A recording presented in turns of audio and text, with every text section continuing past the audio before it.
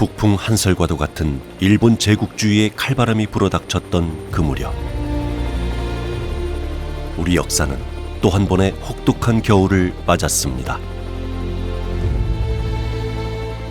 광주 광산구의 진산, 어등산. 이 산골짜기마다 스스로 나라를 구하기 위해 나섰던 한말 의병들의 숨결이 깃들어 있습니다.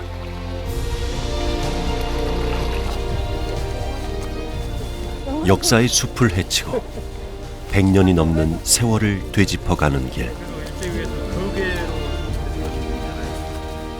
광주의 역사 교사들이 그동안 잘 알려지지 않았던 한말 어등산 의병들의 발자취를 찾아 나섰습니다.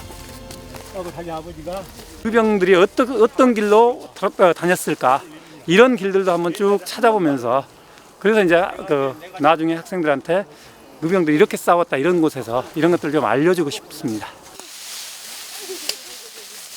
역사 저편에서 가리워져 있던 어등산 의병들의 흔적이 드러나기 시작한 것은 2008년.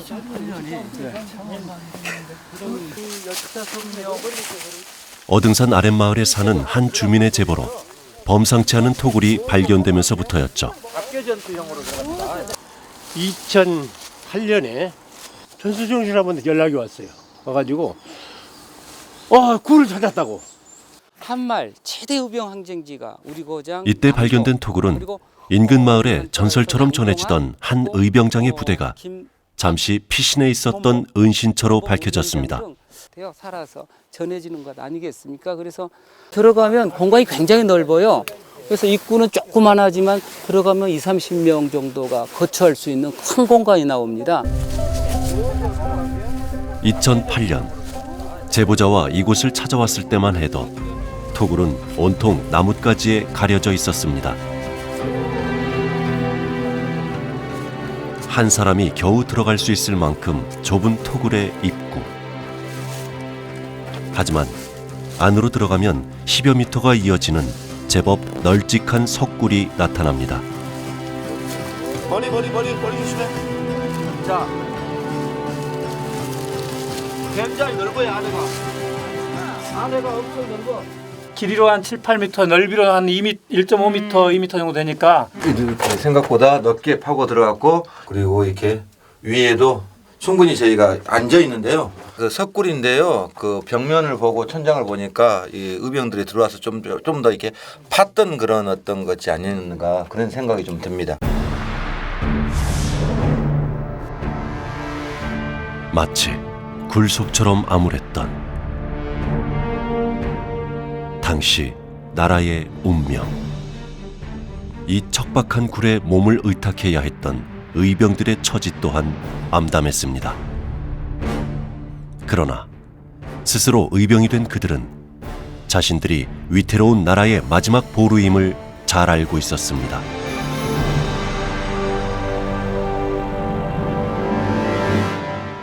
일제에 대해서 끝까지 저항해야겠다 하는 그런 마음을 갖고 이곳에서 있지 않았겠는가. 그리고 이곳에서 의병들의 어떤 그 생활이라는 것은 뭐 지금 생활보다 훨씬 어려웠을 건데, 그런 어떤 결연한 어떤 의지가 아니었으면 실제 어려웠을 것이다, 그런 생각을 갖게 합니다. 때는 바야흐로 1908년 4월 25일.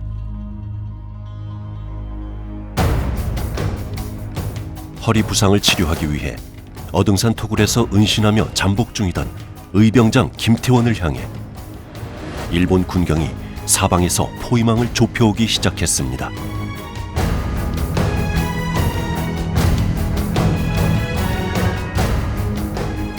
짙은 안개를 이용해 김태원 장군은 부대원 일부를 먼저 피신시켰습니다.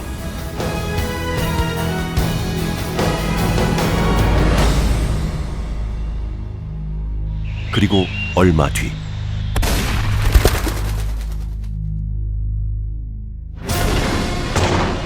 제2특설순사대라는 별도의 부대까지 편성해 진압에 나선 일제. 그들의 대대적인 작전이 노린 것은 당시 일본 군경조차 신출귀몰하다 평하며 거괴라 불렸던 김태원 의병장이었습니다.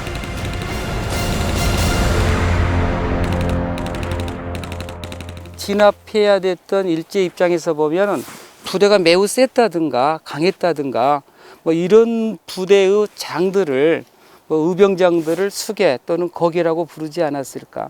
일본 놈들이 채 생포하려고 그랬지. 잡으려고. 그랬는데 이제 일본 놈 두 병사가 쫓아가다가 못 잡아. 그러니까 총을 쏴서 직사시켜 현장에서. 김태원 의병장과 함께 의병 김해도를 비롯한 23명의 부대원은 오후 4시 30분경부터 3시간여에 걸쳐 숨막히는 격전을 펼쳤습니다. 은신처였던 어등산 토굴 인근에서 추격을 당하던 의병장 김태원. 그를 잡기 위해 혈안이 되어 있던 일본의 총구에 포착되고 말았습니다.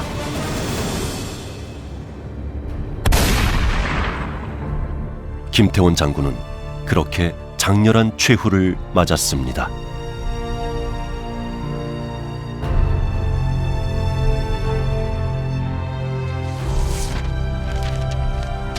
일본 제2특설순사대는 이날 어등산 전투에 대한 보고를 아주 상세한 기록으로 남겼는데요. 그 기록에 따르면 순국 당시 김태원의 옷차림은 선비였으나 소지품은 장군의 면모를 보여주고 있었습니다.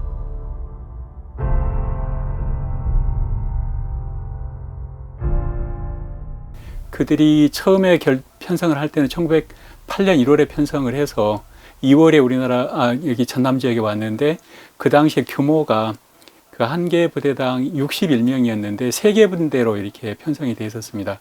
근데 2월에 와서 4월 하순에 그 김태원 의병장과 그리고 그 동생인 김유루 병장까지 그 어떻게 보면 체포하려다가 안 되니까 이제 결국에는 순국한 셈인데 총살한 셈이죠. 그래서 어찌 보면 2달밖에 안 걸렸지만 이들은 그 이후에 1908년 10월까지 계속 활동을 하고 있는 것은 그 김태원 의병 부대에서 활동했던 분들이 계속 또 의병을 하거든요. 그것 때문에 계속 10월까지 활동을 하다가 10월 달에 종료한 것으로 그렇게 되어 있습니다. 김태원을 비롯한 한말 후기 호남 의병들의 봉기는 장성 수연산에서 시작되는데요. 한말 의병의 첫 출발점은 1890년대까지 거슬러 올라갑니다. 외세의 먹구름이 들이우고 일제의 칼날에 명성왕후가 처참하게 시해되던 해,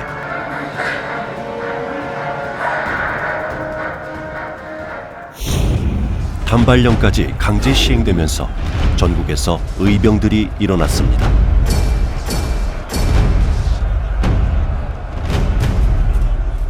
을사늑약이 체결되면서 국권을 빼앗길 위기에 처하자 의병은 더 확대되고 더 격렬하게 저항하기 시작했습니다.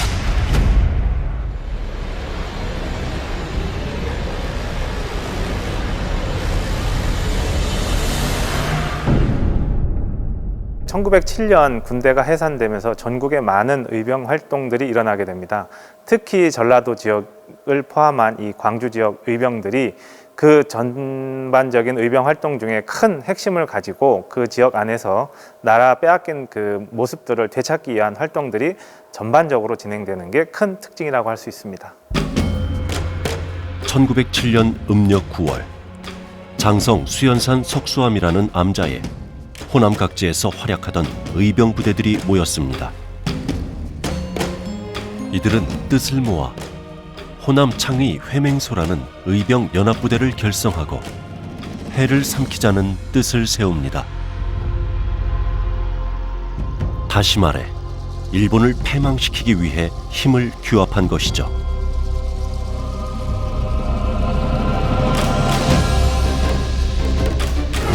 수장인 기삼년 의병장을 중심으로 연합지휘부를 조직한 호남 창의 회맹소. 이들이 기세를 떨치면서 호남은 한말 의병 전쟁을 주도하게 됩니다.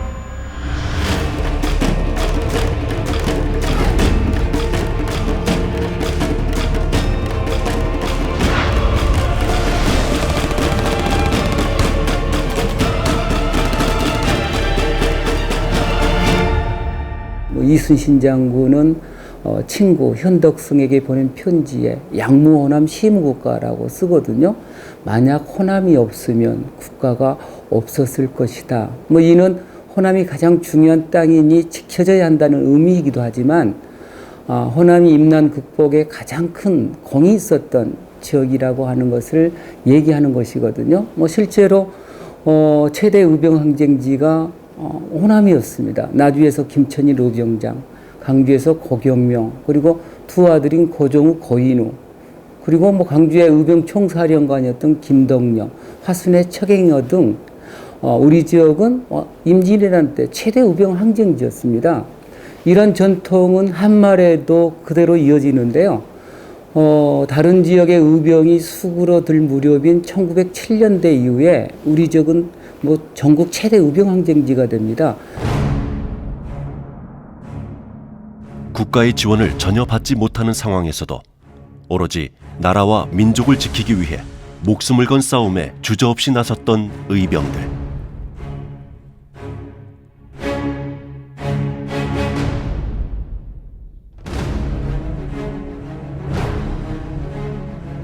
하지만 최신식 무기로 무장한 일본군에 비하면 우리 의병들의 전력은 초라하기 그지없었습니다. 일본의 경우에는 그 당시 무라다식이라 해가지고 굉장히 연발도 가능하고 유효 사거리도 250m 이상 되는 그야말로 신식 총이었습니다. 그런데 우리가 갖고 있는 의병들이 가지고 싸웠던 총은 화승총이라는 건데 그건 신비식이어서 유효 사거리가 약 20m 정도밖에 되지 않습니다. 그래서 실제 그 싸움에서는 결과로만 본다면 일제의 군경이 1명 죽으면 의병은 130명 정도가 전사하게 될 정도로 굉장히 큰 열세였죠. 후손들에게만은 이토록 평화로운 세상을 물려주고 싶었기 때문일까요? 열세에도 불구하고 의병에 투신하는 행렬은 끊이지 않았습니다. 그렇게 이어진 역사의 길. 의병장들과 관련된 길이 10개가 있어. 임진왜란 의병과 관련된 게 5개, 한말 의병과 관련된 게 5개. 그 중에 이제 가장 중심되는 게 바로 이 김태원 의병장을 기리는 죽봉로야. 자, 저기가 죽봉대로라고 쓰여 있죠? 여기가 바로 죽봉대로의 시작이에요. 멀리 어등산을 바라보며 서 있는 동상. 차렷! 자, 공격 시작!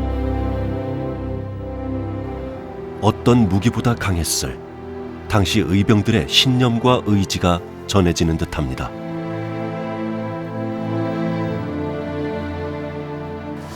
그리고 이 지금 동상 아래에는 이분이 동생한테 쓴 글이 새겨져 있어요. 1908년 2월 19일 날 동생이 의병을 일으켰다가 잠시 소강 상태에 빠져들어가. 그러니까 동생을 다시 재촉을 하는 거야. 전쟁은 죽으려고 하는 것이지 내가 살기 위해서 하는 게 아니다.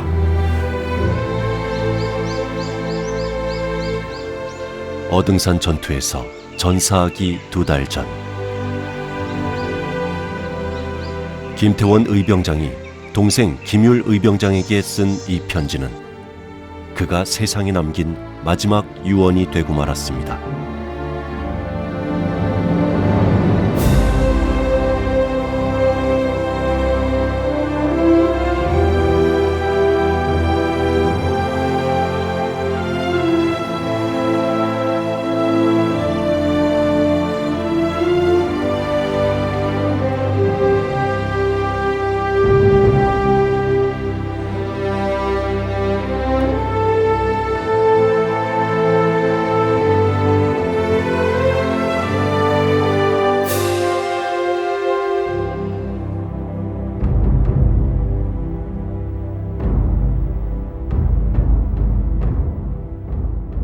김태원 의병장이 동생 김율한테 썼던 글을 보면은 김태원 의병장이 어떻게 우리가 살아야 될 것인가를 그대로 보여줍니다. 앞으로 우리가 조국을 위해서 어떻게 활동들을 해 나갈 것인가, 또 우리 어떻게 나라를 더 부강하고 문화적으로 풍성한 나라를 만들어 나갈 것인가. 어등산에서 김태원 장군이 전사하기 한 달 전 일본 군경에게 체포됐던 동생 김율 의병장.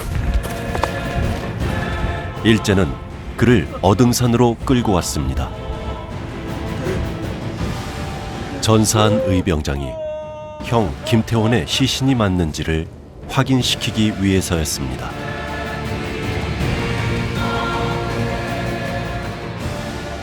그리고 모진 고문을 견디며 지켰던 형의 죽음 앞에 오열하는 동생을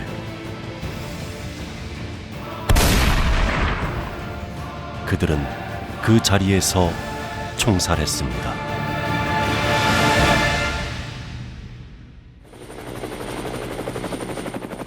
(1907년부터) 약 3년 동안 호남 의병들의 전략적 요충지이자 격전지였던 어등산.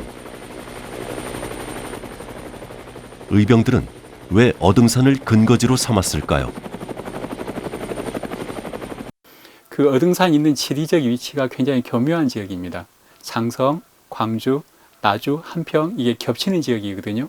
그러다 거기는 황룡강이 흐르기 때문에 앞에 강이 있으니까 쉽게 접근을 하지 못합니다. 그러니까 의병들이 그런 지리적 위치를 활용했고 또 그 행정기관들의 어떤 중첩성 이런 것들을 활용했기 때문에 의병의 근거지로서 어등산을 활용했다고 이야기를 많이들 합니다.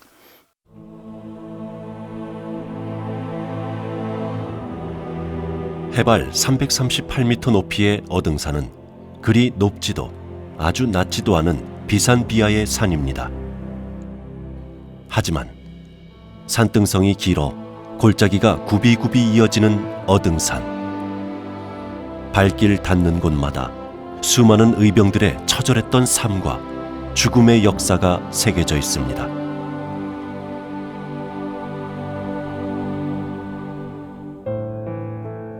어등산의 골짜기가 99골짜리거든요.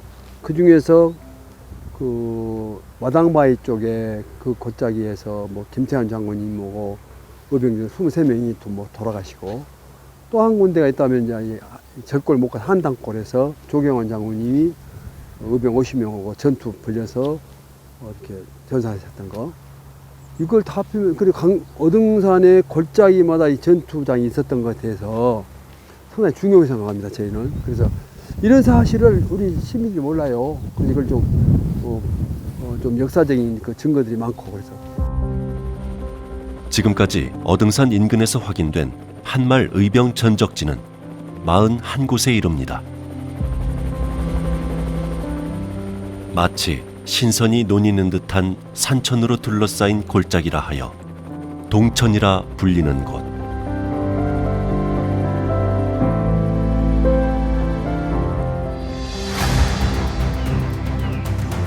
어등산 자락의 3대 동천 중 한 곳인 대명동천 깊숙이 자리 잡은 나주 오시의 제각은 전해산 의병부대가 자주 주둔했던 전적지 중 한 곳입니다.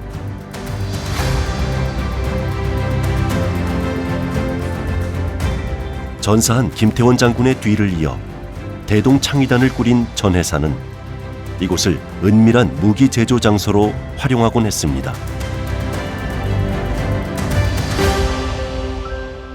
어찌 보면 기사면의 호남창의 회맹소에서 다음에 김태원 의병부대로 그리고 김태원 의병부대가 전해산 의병부대로 계승됐다고 그렇게 이야기할 수 있습니다.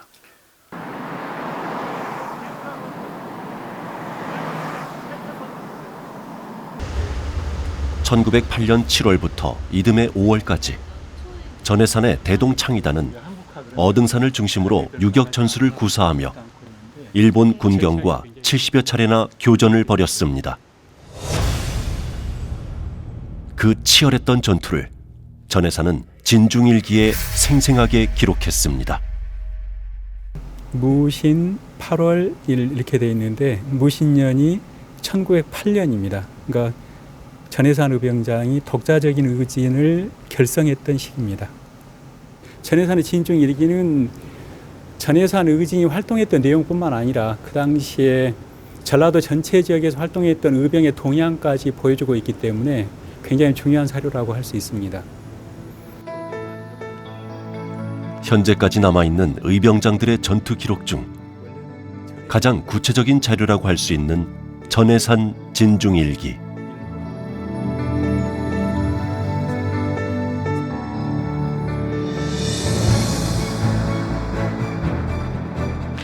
어등산 자락에서 머물며 황과 납을 구해 화약과 탄환을 만들고 작전을 수행했던 일들도 확인할 수 있습니다.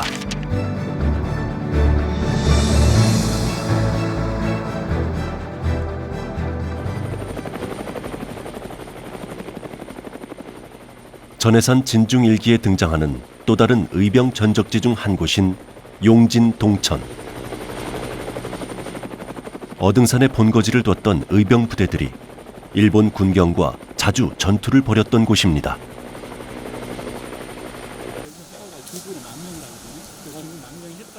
한때 이 골짜기에는 총성 대신 글 읽는 소리가 가득했는데요. 명망 높은 유학자였던 오준선 선생이 나라가 위태로워지자 인재를 키우고자 이곳 용진 정사를 지었던 것입니다. 요청을 받을 정도로 대단한 분이었습니다. 후석 오준선 선생의 제자로서 의병장이 된 분은 두 분이 있습니다. 첫 번째 인물이 바로 죽파 오성술 의병장인데 그분도 여기 본양 출신입니다. 그래서 후석 오준선 선생의 그런 사상을 이어받아서 전해산 그리고 김준 의병장과 함께 의병을 했던 분들이고요. 용진 정사에 머물며 18살 때부터 본격적으로 한학을 배웠던 오성술. 그러나 나라를 빼앗길 위기 앞에서는 더 이상 가만히 앉아 책만 읽고 있을 수는 없었습니다.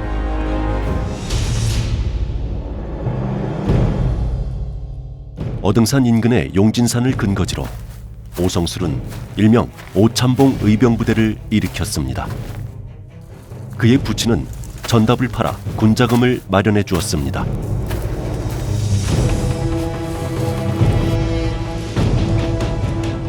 각자 흩어져 싸우면 적에게 허점만 드러날 뿐이라며 연합을 제안한 김태원과 의형제를 맺고 망료로 합류한 오성술.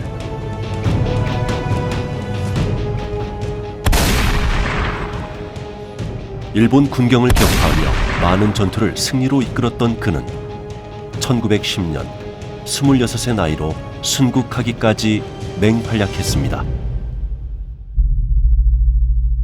어등산과 그 인근 지역이 대명동천, 용진동천, 성문동천, 동천이라는 것은 대체로 신선이 놓이는 곳이라고 하지만 대체로 그곳에는 유학자들이 많이 이렇게 거주하고 있었습니다.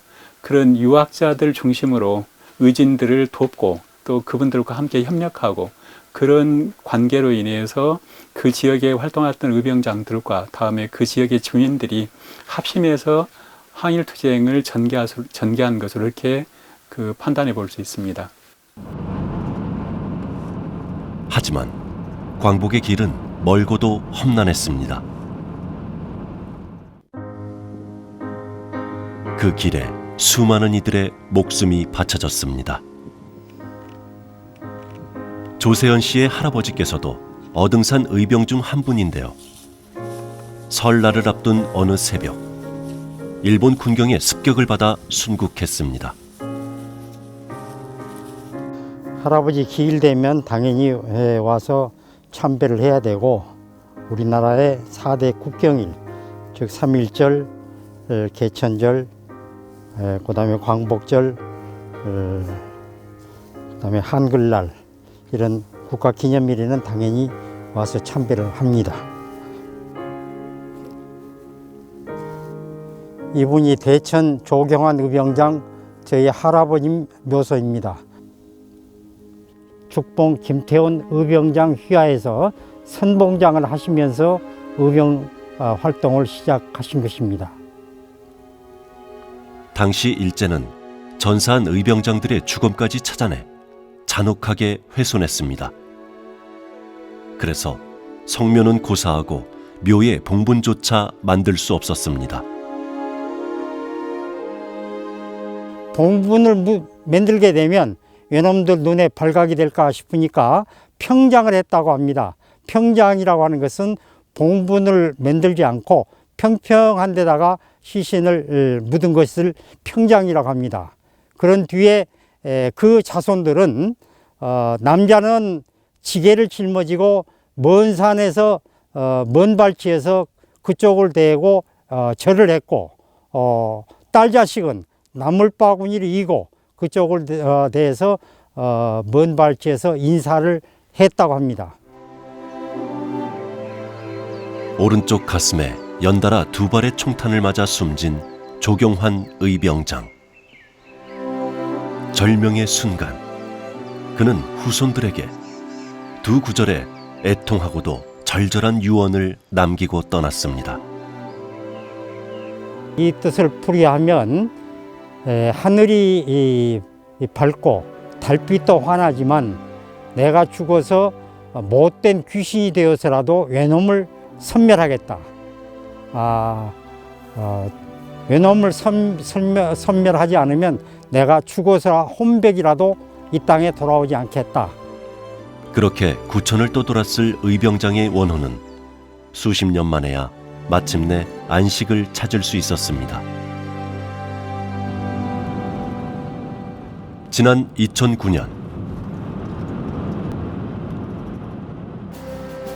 한국토지박물관은 일본의 한 경매에서 한말 의병 역사에 매우 귀중한 사료를 입수했습니다. 책으로 14권, 2000여 쪽에 달하는 방대한 기록물. 그것은 뼈아픈 역사를 담고 있었습니다. 1907년부터 1909년까지 한일 강제 병합 이전에 일본이 한국을 침범하려 할 때 일본 제국주의에 저항하던 우리나라 의병들을 토벌하기 위해 파견된 일본 보병 14연대가 약 2년 6개월 동안 작성한 전투작전 일지입니다. 일본에게는 승전의 기록이겠지만 우리에게는 처참한 의병 탄압의 증거. 조경환을 비롯해 한말 호남 의병을 진압하기 위한 그들의 전술은 치밀하고도 잔인했습니다. 이 일본군들이 2시간 동안 그 조 의병장을 잡기 위해서 소모한 탄환의 수가 나옵니다. 그래서 그 사모탄, 즉 소모한 탄환인데요, 996발 이렇게 기록이 되어 있고 일본군 자신들의 손실이나 손해는 나시, 전혀 없음이라고 기록되어 있습니다. 바위에 계란을 던지는 그런 싸움을 하게 되면 결국에는 자신들이 목숨을 잃고 죽게 될 것을 알매도 불구하고 의병들은 다음날 계속해서 싸우게 됩니다. 그들이 사랑했던 조국, 사랑했던 가족들을 지키기 위해서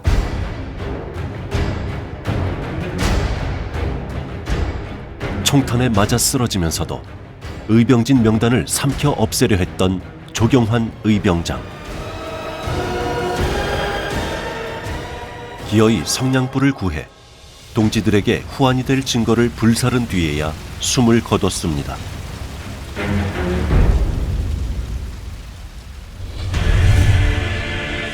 가장 격렬하게 일본에 저항했던 호남 의병. 1909년 일본은 진압작전에 돌입했습니다. 남한 폭도 대토벌 작전이었습니다.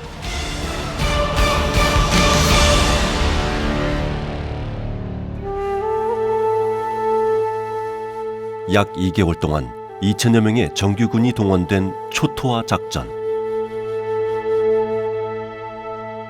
의병과 양민을 가리지 않는 광범위하고 무자비한 학살이 자행됐습니다.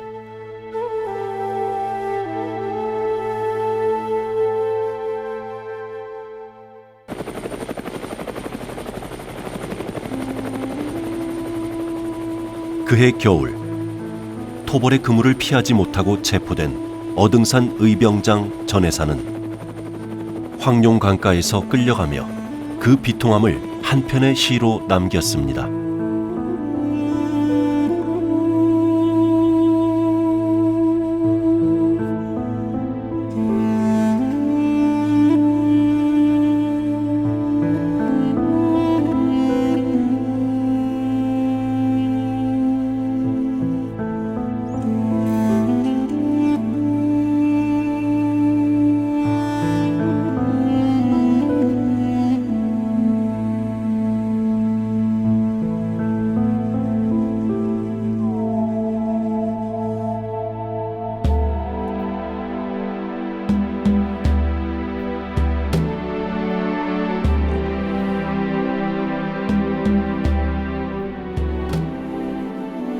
이듬해 10월 대구 감옥에 수감돼 고초를 겪으면서도 끝까지 저항했던 전해산 의병장은 결국 교수형을 당했습니다.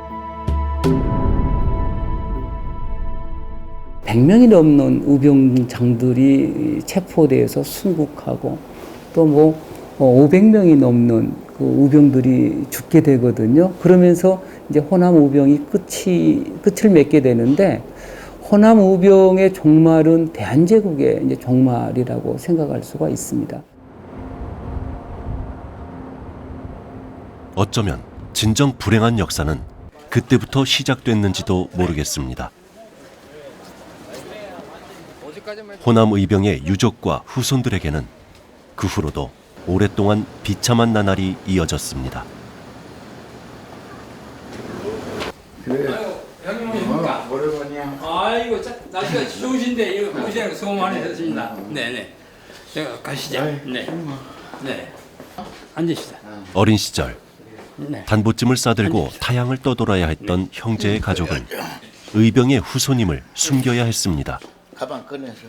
우리가 그 당시 자라온 과정을 생각하면 피눈물이 나요. 왜? 집도절도 없이 이곳저곳 전전하면서 말이야. 어머니 우리 두 아이 데리고 참 기가 막히게 살아나왔습니다. 다 얘기할 수가 없죠. 이들의 할아버지 두 분이 바로 형제 의병장으로 잘 알려진 김원국, 김원범. 보면 말이죠. 할아버지가 두 분의 행적은 일본의 기록에만 폭도로 남아 있었습니다. 이제 김원범과 그 조카인 김인조, 양명이 두 사람이 일본 헌병대에 피살 돼야 딱 강주 수비대 닮은 헌병대에서 그 이제 주조 중에 본인이 네 형이 지금 어디 있느냐 이런 문초를 심하게 하니까 거기에 이기지 못하고 이 혀를 물고서 무릎으로 쳐가지고 혀가 동방이 났습니다. 그래서 그 동방이 나서 추조가 안 되니까 재판에도 올리지도 않고 강주의 그 애각지대에 삼동교라고 있어요. 다리. 그 밑에 모래사장에서 처형을 해버렸습니다. 총살 처형을. 폭도라는 이름으로 처형된 선조의 죽음 앞에 오랜 세월 마음껏 슬퍼할 수조차 없었는데요. 얼굴도 몰랐던 할아버지들을 보게 된 건 1980년대 한 신문에 실린 사진에서였습니다. 처형 전날에 이제 이게 촬영했던 거예요. 처형 직전에 네, 그래서 이건 이제 수의복을 입혀가지고 이놈들이 말이죠. 일본에다가 자기 본국에다가 이렇게 처형했다고 하기 위해서 했다는 걸 보고하기 위해서 한 거예요. 물론이지. 그놈들이가 나라를 위해 목숨을 바쳤지만 가족에게마저 지워진 얼굴이 되어야 했던 서글픈 역사. 후손들은 일본군이 찍은 소위 폭도의 사진을 오려 뒤늦게 의병장 할아버지 두 분의 영정을 만들어야 했습니다. 김원국 어병대장이시고 형 되시고 여기는 동생 김원범 어병대장입니다. 두 형제죠. 네, 할아버님, 내가 못나서 용기가 없어서 할아버님 원수를 못 갚았습니다. 언젠가는 이 세상에서 못 갚으면 저 세상에 가서라도 갚아야 안 되겠습니까? 할아버님, 고이 하늘나라에서 잘 계십시오. 죄송합니다, 할아버님.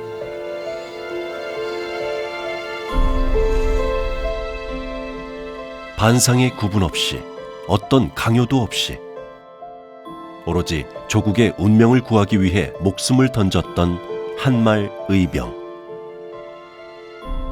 남한 폭도 대토벌 작전 당시 호남에서 체포된 의병의 수만 3,000명이 넘었고, 기록 한 줄 없이 산호한 의병들도 셀 수 없이 많았습니다.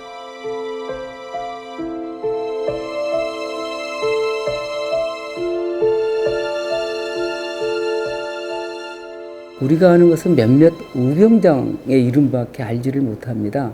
그러나 그 의병장 밑에서 목숨을 걸고 싸웠던 수십, 수백, 수천의 의병들의 활동을 우리가 기억하지 않으면 안 된다고 생각을 합니다. 기록에 남지 않는, 이름을 남기지 않는 하층 의병들의 활동을 또 기억해 줄 때 의병의 역사가 완성되지 않을까, 그런 생각을 해봅니다.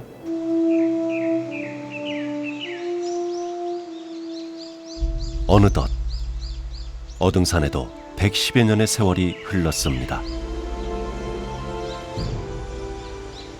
죽음의 길인 줄 알면서도 이 산을 올라야 했던 의병들은 떠났지만, 우리는 오늘도 그 역사의 길 위에서 살아가고 있습니다. 그렇기에 그분들의 피와 땀이 스며 있는 길을 따라 어등산 의병의 후손들은 다시 산을 오릅니다. 유정이 얼굴 나와야 돼. 카메라 찍혀야 돼. 어등산에서 110년 전에 산화하신 거룩한 고귀한 호남 의병 영령들을 위한 산제를 그분들이 산화한 지 110년 만에 후손들이 모여서 이렇게 지내게 됐습니다. 어등산 중턱에 처음으로 차려지는 의병들의 제사상. 김태원 의병장의 집안에서는 벌써 수십 년 전부터 명절 때마다 장군이 피살되던 전투에서 함께 전사하신 23분의 맷밥을 차례상에 올려왔습니다. 부모님이 결혼을 하니까 이렇게 지내셨다 하더라고요. 그렇게 어려운 과정에서도 다 그렇게 하시고, 이제 애기 아빠가 또 우리도 그렇게 해드린 것이 도리인 것 같다고 그래가지고 처음에 시작한 것이 해가지고 이제 계속 이어왔죠.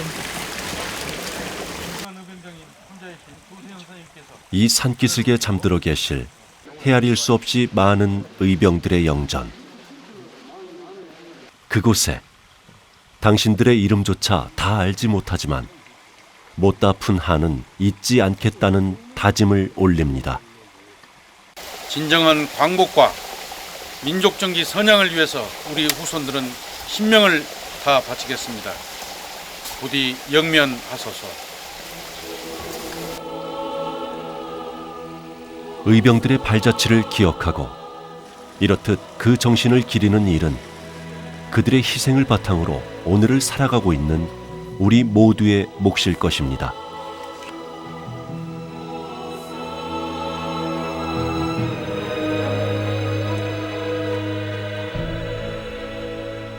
이름 없는 우리 의병들이 이 골짜기마다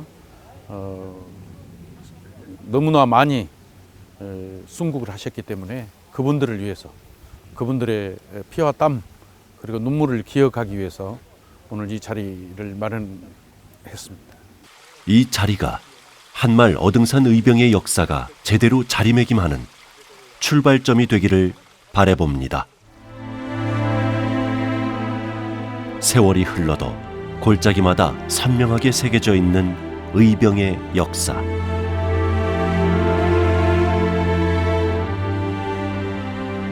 그것은 어느덧 역사를 넘어 정신으로 우리의 삶 속에 뿌리 내리고 있습니다.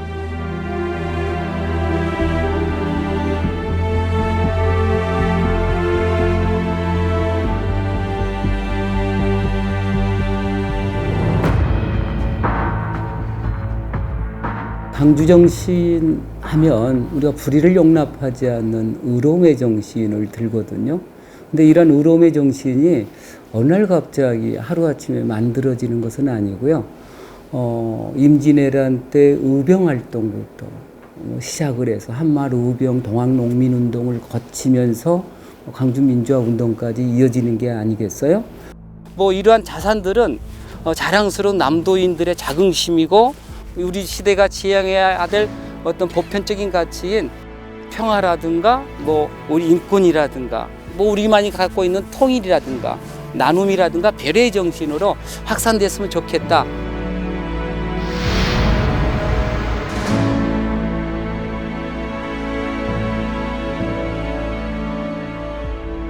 하나뿐인 목숨을 던져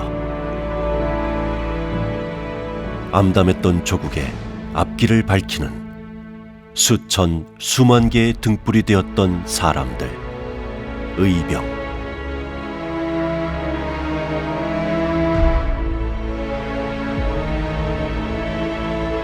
이들은 결코 되풀이 되어서는 안 될 처절한 역사의 증언자이자 이 나라의 영원한 수호자가 되었습니다.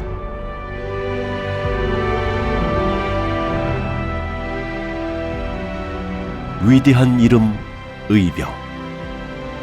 이것은 우리가 나아가야 할 길을 일러주는 변치 않는 이정표입니다.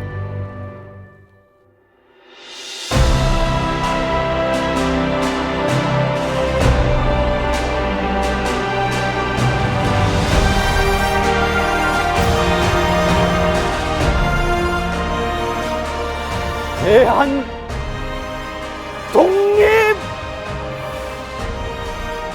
만세!